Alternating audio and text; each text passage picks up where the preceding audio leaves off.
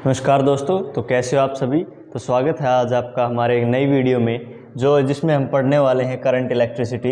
ये 12th class के physics में आता है आपका टॉपिक सेकंड यूनिट में, ठीक है। और HBSC में एक बहुत ज़्यादा इम्पोर्टेंट टॉपिक है। तो हमने इसमें पिछली वीडियो में रजिस्टिविटी तक पढ़ लिया था।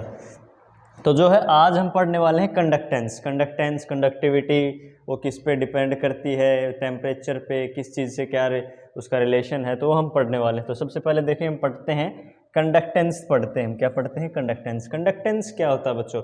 कंडक्टेंस होता है रेसिप्रोकल होता है किसका? रेजिस्टेंस का। हमने पढ़ा था रेजिस्टेंस क्या होता है। रेजिस्टेंस होता है एक प्रॉपर्टी होती है किसकी? किसी भी कंडक्टर की, कि वो करंट को जो है फ्लो करने में अपोज करता है। क्या है? फ्लो करने में अपोज करता है। क्या करता है? अपोज करता है, ठीक है। Property to oppose the flow of current is called, क्या बोलते हैं बेटे? रेजिस्टेंस बोलते हैं, ठीक है। इसको हम जी से डिनोट करते हैं। किससे डिनोट करते हैं? जी से, ठीक है। और जी होता है, हमने पढ़ा है देखो, रेसिप्रोकल ऑफ रेजिस्टेंस। यानी कि यहाँ पे देखो रेसिप्रोकल दे रखा है ना, जी इज इक्वल टू 1/r। ये हो गया आर का रेसिप्रोकल, ठीक है। अभी हमें पता है आर क्या होता है। आर था हमारे पास भाई, आर इज इक्वल टू क्या था? ml upon NE² capital A tau. क्या है? कैपिटल A टाउ, ठीक है। तो ये जो था, ये क्या है हमारे पास? इसके अंदर ये है आपका रेजिस्टेंस है, रेजिस्टेंस।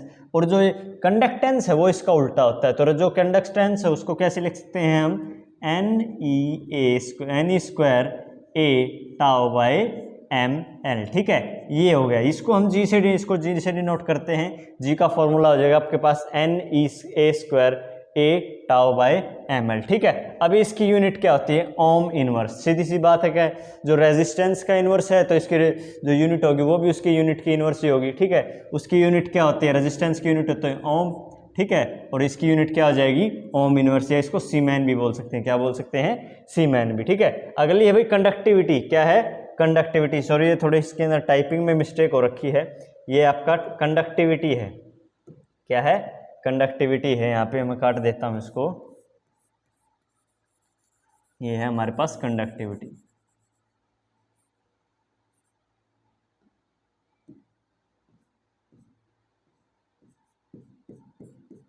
कंडक्टिविटी है हमारे पास। क्या है?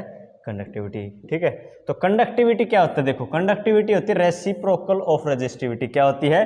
Reciprocal of resistivity. रेजिस्टिविटी भी हमने पढ़ा था पिछली बार। जो क्या है रेजिस्टेंस, रेजिस्टिविटी भी एक प्रॉपर्टी होती है कि 1 मीटर स्क्वायर, क्या है? 1 मीटर स्क्वायर का कोई भी आपका एक कंडक्टर है, वो कितना उसको रेजिस्टेंस ऑफर करता है किसी भी करंट को, तो उसको हम उसी को प्रॉपर्टी बोलते हैं, उसी प्रॉपर्टी को बोलते हैं रेजिस्टिविटी। और उस प्रॉपर्टी का इनवर्स यानी कि 1/रेजिस्टिविटी। रेजिस्टिविटी को हम रो से डिनोट करते हैं बच्चों। किससे डिनोट करते हैं?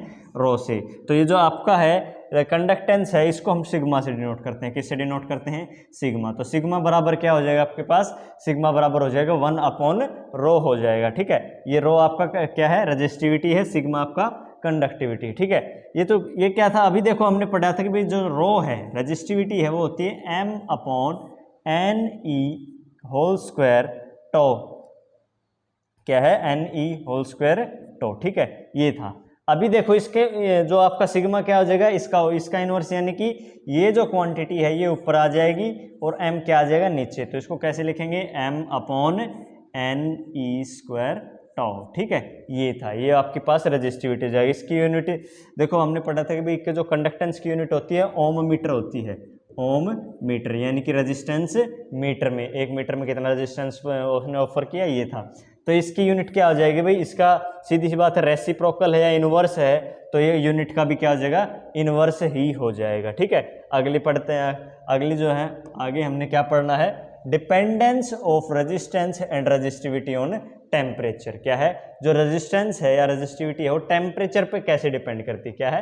कैसे डिपेंड करती है? तो देखो भाई, ये क्या है? R is equal to ml Ne² A tau. सबसे पहले आपको ये जानना, अभी देखो इसके अंदर देगा for given conductor R is inversely proportional to 1/टॉ। R is inversely proportional to tau भी बोल सकते हैं इसको, या फिर R is directly proportional to 1/टॉ। तो टॉ क्या है यहाँ पे? टॉ क्या है? रिलैक्सेशन टाइम है। किसका? हमने शुरू वाले वीडियो में पढ़ा था कि जो इलेक्ट्रॉन्स है वो आपस में कोलाइड करते हैं तो उनके अंदर जो उसकी जो वेलोसिटी जो कम होती है और वो वापस वही वेलोसिटी गेन करने के लिए जो टाइम लगता है उसी को हम बोलते हैं रिलैक्सेशन टाइम। ठीक है, अभी क्या है देखो, अगर हम टेम्परेचर यहाँ पे पढ़ रहे हैं, टेम्परेचर से रिलेशन पढ़ेंगे, ये जो आर है ये स्टोक्स इन्वर्सली प्रोपोर्शनल है, यानी कि जो रिलैक्सेशन टाइम है अगर घटता है, क्या है, घटता है, तो रजिस्टेंशन क्या है, वो बढ़ जाएगा भाई, क्या हो जाएगा, बढ़ जाएगा। अगर जो रिलैक्सेशन टाइम है वो इंक्रीज हो जाएगा, क्या हो जाएगा, इंक्रीज हो जाएगा, तो ये क्या हो जाएगा, ये जो आपका रेजिस्टेंस है वो घट जाएगा। ठीक है, अभी यहाँ से आर जो इन्वर्सली प्रोपोर्शनल है टाउ के, और जो टाउ है वो इन्वर्सली प्रोपोर्शनल टेम्परेचर की, क्या है, टेम्परेचर की, यानी कि जो टेम्परेचर अगर इंक्रीज होता है, क्या है, टेम्परेचर इंक्रीज होता है तो जो टाउ है वो घट जाएगा। ठीक है, और अगर टेम्परेचर जो है वो डिक्रीज हो जाएगा तो जो टाउ है वो इंक्रीज हो जाएगा। ठीक है, और जो टाउ है क्या है, टाउ के डिक्रीज होने से आपका इसके ऊपर क्या फर्क पड़ेगा, टाउ जो डिक्रीज हो रहा है तो रेजिस्टेंस इंक्रीज हो रहा है भाई।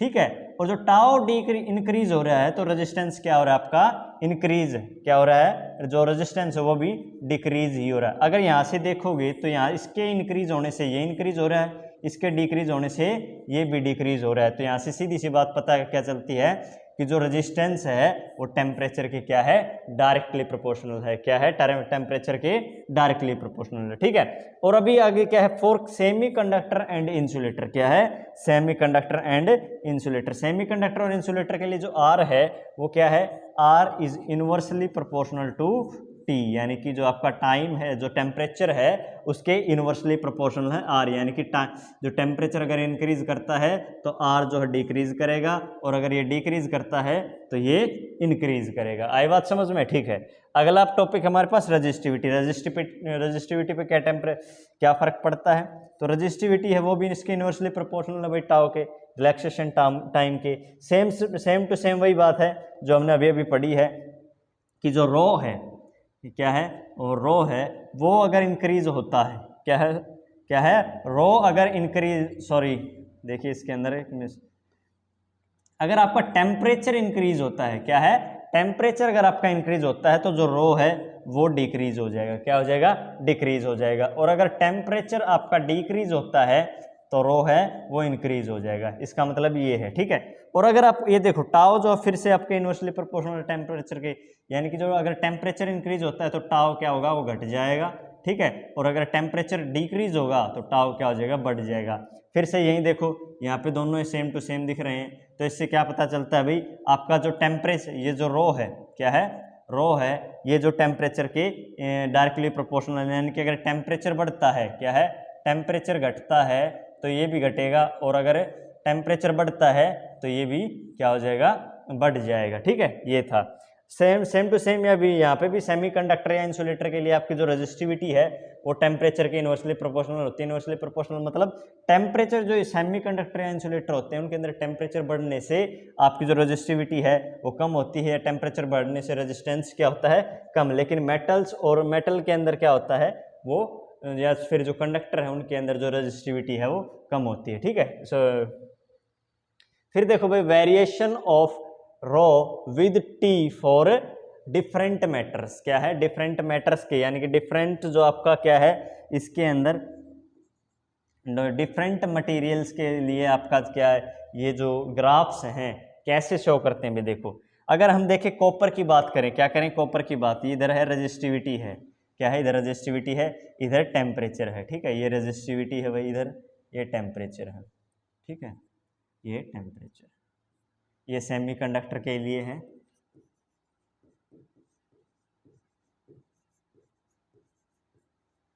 ठीक है, ये सेमीकंडक्टर के लिए। कॉपर देखो, अगर कॉपर का हम अगर एग्जांपल लेते हैं तो उसका जो ग्राफ है कुछ ऐसे आएगा, रेजिस्टिविटी उसकी एकदम से इंक्रीज नहीं हो रही, उसकी थोड़ी सी मतलब थोड़ी सी स्लो हो रही है, यानी कि थोड़ा सा मतलब एक स्लोप आ रहा है, क्या आ रहा है, एक स्लोप आ रहा है इसके अंदर। लेकिन जो आपका निकिल के अंदर देखोगे, क्या देखोगे, निकिल के अंदर, उसके अंदर एक स्ट्रेट लाइन शो कर रही है, ठीक है, क्या कर रही है भाई, स्ट्रेट लाइन शो कर रही है उसकी रेजिस्टिविटी, ठीक है, यानी कि जो टेम्परेचर है उसके साथ बिल्कुल एकदम डायरेक्ट इंक्रीज कर रही है। लेकिन कॉपर के अंदर ये बिल्कुल डायरेक्ट इंक्रीज नहीं कर रही है, इसको थोड़ा सा टाइम लग रहा है इंक्रीज होने में, ठीक है, थोड़ा। और इसके अंदर देखो सेमीकंडक्टर के अंदर क्या हमने पढ़ा था, सेमीकंडक्टर के अंदर रेजिस्टिविटी है वो इन्वर्सली प्रोपोर्शनल होती है टेम्परेचर के, यानी कि जो टेम्परेचर जैसे जैसे बढ़ेगा रेजिस्टिविटी वैसे वैसे घटती जाएगी भाई, क्या होती जाएगी, वैसे वैसे घटती जाएगी, ठीक है। ये था इनका वेरिएशन। अगला देखो आगे क्या है, फिर अभी टेम्परेचर कोफिशिएंट क्या है,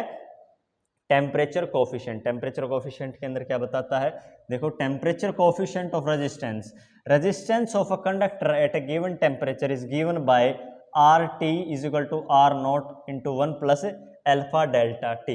यहाँ पे जो एल्फा है, क्या है, एल्फा है, वही है आपका टेम्परेचर कोफिशिएंट रेजिस्टेंस का, क्या है, टेम्परेचर कोफिशिएंट रेजिस्टेंस का क्या है, एल्फा है, ठीक है। इसको इस फॉर्मूले से निकालते हैं आपका, जहाँ पे आर टी क्या है, रेजिस्टेंस है आपका जिस गिवन टेम्परेचर पर जो आपको दिया गया है, आर नॉट है आपका 0 डिग्री सेल्सियस पे जो रेजिस्टेंस है, डेल्टा टी यानी कि आपका R T minus R naught है, क्या है, डेल्टा टी क्या है आपका R T minus R naught है, ये था, ठीक है।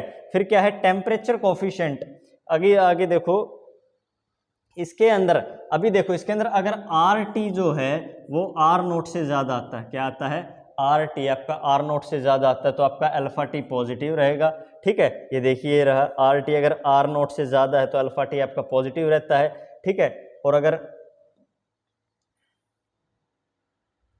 अगर आपका जो आर टी है वो आर नॉट से क्या होता है, कम रहता है, तो क्या रहता है, कम रहता है, तो आर जो आपका है ये नेगेटिव आता है, ठीक है। उसके बाद देखिए आपका क्या है आगे, टेम्परेचर कोफिशिएंट फॉर रेजिस्टिविटी, ये क्या है, ये रेजिस्टिविटी है, ये रेजिस्टेंस के लिए भाई, रेजिस्टेंस के लिए आर टी आर नॉट था, इसके जगह रो टी और रो नॉट आएगा भाई, rho naught plus 1 plus alpha delta T, जहाँ पे आपके पास यहाँ पे भी रो आएगा,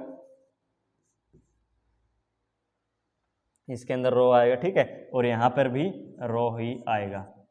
अभी देखो रो क्या है, आपका जो रजिस्टिविटी है वो अगर इंक्रीज 0 डिग्री टेम्परेचर से ज़्यादा है, ठीक है, इसके अंदर क्या होता है, आपका जो गिवन टेम्परेचर पर है उसके ऊपर जो रजिस्टिविटी है वो अगर 0 डिग्री सेल्सियस पर जो रजिस्टिविटी है उससे ज़्यादा है तो आपका टेम्परेचर कोफिशिएंट पॉजिटिव रहता है।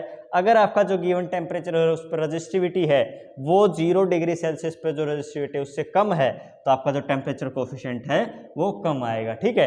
तो ये था आज का हमारा टॉपिक। आज तक हमने पढ़ा रजिस्टिविटी, कंडक्टेंस और कंडक्टिविटी पढ़ा, उसका टेम्परेचर के साथ रिलेशंस पढ़े, ग्राफ पढ़े।